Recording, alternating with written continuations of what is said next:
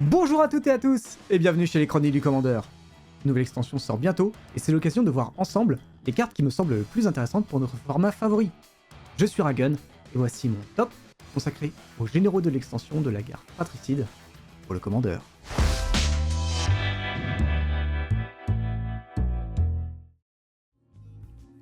Teferi a remonté le temps, et nous voici en plein conflit entre Urza, Planeswalker en devenir, et son frère Mishra, devenu un pantin de Phyrexia. L'occasion également pour nous de retrouver de nombreux personnages iconiques et de découvrir de nouveaux commandants. Commençons immédiatement avec Urza justement, et plus précisément Urza, chef artificier, la figure de proue de l'un des préconstruits qui accompagne l'édition. Sans surprise, cette nouvelle version d'Urza aime les artefacts, mais surtout les créatures artefacts. D'abord, vos créatures artefacts vont vous permettre de réduire son coût de mana grâce à sa capacité d'affinité. Vous aurez donc virtuellement une 4-5 pour 3 tout au long de la partie, car la taxe de commandant est également réduite par l'affinité. Parfait pour toujours avoir un bloqueur en jeu. Le commandant continue de régaler avec une seconde capacité qui va donner de l'évasion à nos créatures artefacts, de quoi faire des phases d'attaque dévastatrices. Et pour compléter le tout, Urza génère également une construction tout seul à votre étape de fin. Vos adversaires devront donc faire attention sous peine de vous voir amasser une armée sans difficulté. Mais alors, que jouer dans le deck pour vraiment faire briller ce commandant? Les choix ne manquent pas, car la stratégie est bien implémentée dans les couleurs Esper. Rien ne vaut les classiques, et le deck profitera grandement de créatures artefacts à bas coût, telles que la Sentinelle d'Esper, l'indémodable Sculpteur d'Etherium et ses doublons fonctionnels, l'Ornithoptère du Paradis, ou encore la Canoniste des Étermétés, qui gênera fortement vos adversaires. Pour déployer des synergies artefacts dans tous les sens, n'oubliez pas le réseau de Mécanoptères Espions, qui vous fera rapidement piocher des dizaines de cartes, et les gestions unilatérales, telles que Extinction Organique ou le Sablier d'Écurage. Si vous aimez mélanger les univers, le préconstruit Necron, sorti il y a un mois, vous donne un nombre d'outils impressionnant. Je vous propose l'Arachnide Canoptech et le Cryptocère, deux créatures utilitaires très sympathiques. Et bien sûr, ne pas oublier Urza, prince de Krug, présent dans l'édition principale. Un anthème qui va donner plus de +2 à vos créatures artefacts et vous aider à reconstruire votre armée en fin de partie avec votre mana excédentaire. Enfin, si vous nous suivez sur Twitch, vous connaissez l'amour de l'équipe du Commander Club pour les tribus sous-cotées. Je me devais donc d'évoquer les possibilités du commandant comme maître absolu des Myres. On souhaite jouer de toute façon tous les Myres producteurs de mana possibles, alors pourquoi ne pas en profiter pour mettre à l'honneur toute la tribu? Le prochain commandant dont je vais vous parler apprécie aussi tout particulièrement les artefacts. Ces derniers sont l'un des thèmes principaux de l'édition, et j'aurais été déçu si nous n'avions pas eu au moins 2 commandants pour mettre en avant 2 visions très différentes de ce type de carte. Là où Urza gagne en attaquant avec des créatures, Drafna, fondateur de l'Atnam, fait la part belle aux capacités de combo. Cette 2-1 pour 2 va vous permettre de retourner un artefact que vous contrôlez dans votre main pour 2 mana, ou de copier l'un de vos sorts d'artefacts sur la pile, en l'engageant et en payant 3 mana. Alors oui, à côté de la pile de texte d'Urza, la carte semble ne rien faire, mais il ne faut jamais sous-estimer les capacités courtes et directes. Par exemple, rien ne nous empêche d'activer la première capacité plusieurs fois par tour, ou durant le tour de nos adversaires, une rareté depuis quelques éditions, j'ai l'impression. Mais alors, que fait-on avec cette absence de limite? Dans un premier temps, on tient la table avec de la gestion tout en déployant du mana rapide, avec par exemple l'anneau solaire et la crypte de mana. Ensuite, on va vouloir jouer une ou plusieurs combos en fonction de notre mana disponible et de la réactivité de nos adversaires. La première boucle que je vous propose utilise le planétaire mécanique chromatique, pour ne plus avoir de soucis de couleur. Cela va nous permettre de payer la première capacité de Drafna, avec notre crypte de mana justement, et donc de la rejouer en boucle. Et une fois votre compteur de déluge suffisamment élevé, un simple blocage cérébral clôturera la partie. Si la dite partie s'éternise, et que vous commencez à avoir un petit peu trop de mana, je vous propose de faire concéder vos adversaires en commençant à jouer tout seul.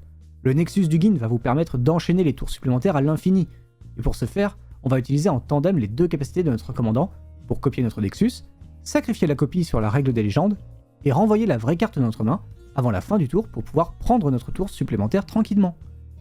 Je ne doute pas évidemment que vous allez trouver de la place pour insérer un petit sceptre isochronique ainsi que l'inversion dramatique dans votre deck. Cette combo classique va vous permettre de faire du mana et d'augmenter le déluge à votre convenance avec la bonne mise en place. A partir de là, vous trouverez bien une façon de gagner. Attention tout de même à ne pas dégoûter votre groupe de jeu. Comme d'autres commandants très centrés combo, je ne peux que vous conseiller d'en discuter avant de le sortir sur une table pour éviter les frustrations. Et voilà pour les 2 facettes des artefacts que je voulais vous présenter aujourd'hui. Avant de vous parler des autres commandants que j'ai vus dans l'édition, je vous invite à vous abonner à la chaîne et à activer la cloche si ce n'est pas déjà fait, cela nous aide énormément. N'hésitez pas non plus à lâcher le pouce bleu et à partager la vidéo si elle vous plaît. Et bien sûr, vous pouvez nous suivre sur les réseaux sociaux, Facebook et Twitter, ou encore nous rejoindre sur le Discord pour discuter avec nous de l'édition, des ajouts que vous avez prévus pour vos decks, ou encore plein d'autres choses. Reprenons le cours de notre découverte. Le commandant suivant fera plaisir aux fans de stratégie tribale. Habituellement très ancrée en blanc, cette tribu n'avait toujours pas de vraie zone de commandement. Et c'est maintenant chose faite, et en bonus, Wizards nous offre une couleur supplémentaire pour le support. Vous l'avez compris, je veux bien évidemment parler des soldats et de Harbin, aviateur d'avant-garde. Cet humain soldat 3-2 pour 2, avec le vol, va être le parfait fer de lance d'un jeu agressif qui va remplir le terrain de petites créatures. Sa capacité statique vous récompensera de vos phases d'attaque massives en boostant vos créatures et en les faisant voler si vous avez incliné de 90 degrés au moins 5 soldats lors de votre phase d'attaque. Un jeu de ce type se construit un petit peu tout seul. Vous n'avez pas besoin de moi pour trouver les meilleurs soldats du jeu. Petit indice tout de même, la sentinelle d'Esper est un soldat. Soignez votre courbe et rajoutez des gestions et des cartes synergiques qui vont bien. Par contre, l'édition regorge de créatures pour supporter la tribu, et c'est ces cartes que j'avais envie de mettre en avant avec le commandant. On commence tout en bas de la courbe avec la recruteuse militaire, une petite 2-1 pour 1 qui ne paye pas de mine, mais qui pourra creuser pour des soldats sympathiques en fin de partie et vous aider à vous refaire une armée après l'inévitable colère de Dieu au bout de 2 heures de partie. En parlant de protection contre les gestions de masse, le vétéran de siège est excellent. Les statistiques de base ne payent pas de mine, mais le fait d'assurer ses arrières en remplaçant ses soldats par des jetons en cas de problème va poser de sérieux désagréments à vos adversaires. En bonus, il pourra grossir ou faire grossir une autre créature tout au long de la partie s'il n'est pas géré. Toujours trouvable avec la recruse militaire, l'officier frappe-ciel, qui est une superbe pièce de support pour nos soldats. La possibilité de créer des soldats à chaque phase d'attaque, mais surtout la possibilité d'engager nos soldats pour piocher, vont probablement rendre la carte obligatoire dans le deck. Pour le reste de la courbe, comment ne pas parler de Myrel, bouclier d'argive.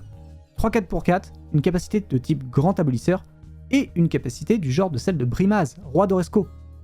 Et tiens d'ailleurs, hop, on les ajoute à la liste au passage. Un combo extrêmement intéressant dont vous ne voudrez pas vous passer. Enfin, il reste 2 cartes moins en vue, mais qui pourront tout de même se faire une place dans la liste. On a toujours besoin de Lord dans un jeu tribal, et la tacticienne Yotienne remplit à merveille ce rôle.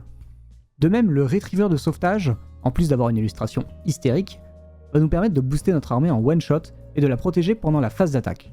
Mention spéciale pour le flash qui vous permettra parfois de fausser les maths d'une phase d'attaque malgré sa valeur de mana de 5.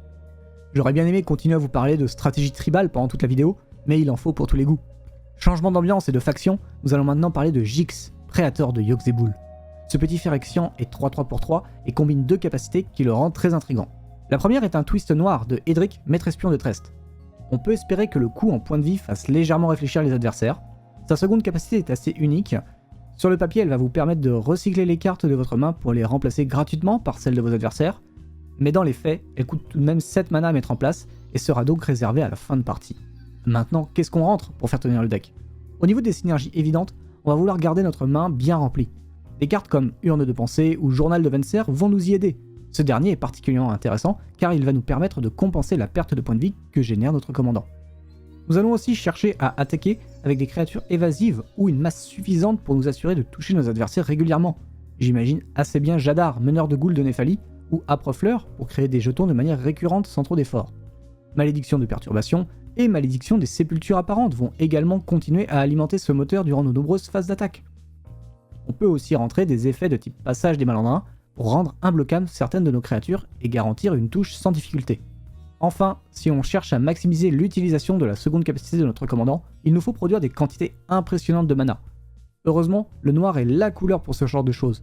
De Coffre de la Coterie à Blême des Cryptes, en passant par la Revenante des Nirkana, ce ne sont pas les solutions qui manquent. Je vous laisse le soin de trouver les plus adaptés à votre liste.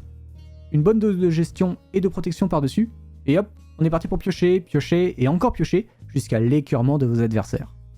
Je ne pouvais vous quitter sans parler du second frère Mishra. On va s'intéresser ici à la version à 5 mana de l'édition principale, Mishra, dresseur de Makfawa. Déjà, il arrive 4-4, ce qui est très correct pour son coup de mana, et ensuite, il vous permet de réanimer pour un tour tous vos artefacts pour seulement 3 mana.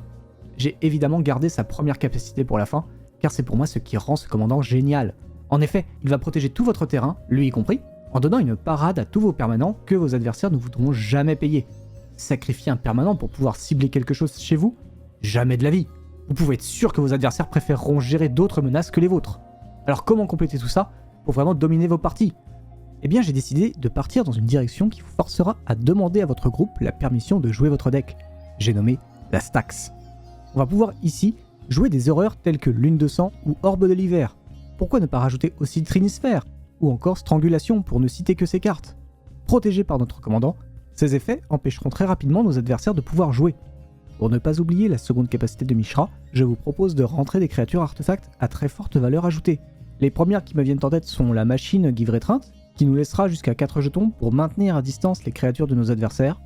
Je suis obligé d'évoquer également les carcasses mécaniques combustibles et carcasses mécaniques délétères, deux très bonnes créatures que nous serons contents d'exhumer le cas échéant. Enfin, on peut envisager d'embarquer une ou deux combos à base d'artefacts pour clôturer la partie si nos adversaires n'ont pas déjà concédé. Un classique tel que le Servant du Peintre couplé à la Meularde à tout hasard. Là encore, la capacité d'exhumation de notre commandant pourra se révéler bien utile pour pouvoir récupérer juste le temps de conclure une pièce que nos adversaires auraient réussi à gérer malgré la parade. Et voilà, c'était les nouveaux commandants de la guerre fratricide dont je tenais à vous parler pour le commandeur. Évidemment, il en reste encore plein d'autres avec du potentiel, et je vous invite à me dire en commentaire ce que vous avez personnellement vu et pourquoi vous les avez aimés. Je serai également ravi de vous retrouver sur Discord pour échanger des builds complets ou même juste des idées de deck. J'espère en tout cas que cette nouvelle formule vous aura plu, et on se retrouvera d'ici quelques mois pour discuter du retour des Phyrexia avec une prochaine extension. Merci encore de nous avoir suivis, c'était Ragen, et je vous dis à très bientôt chez les Chroniques du Commandeur. Bye bye à tous!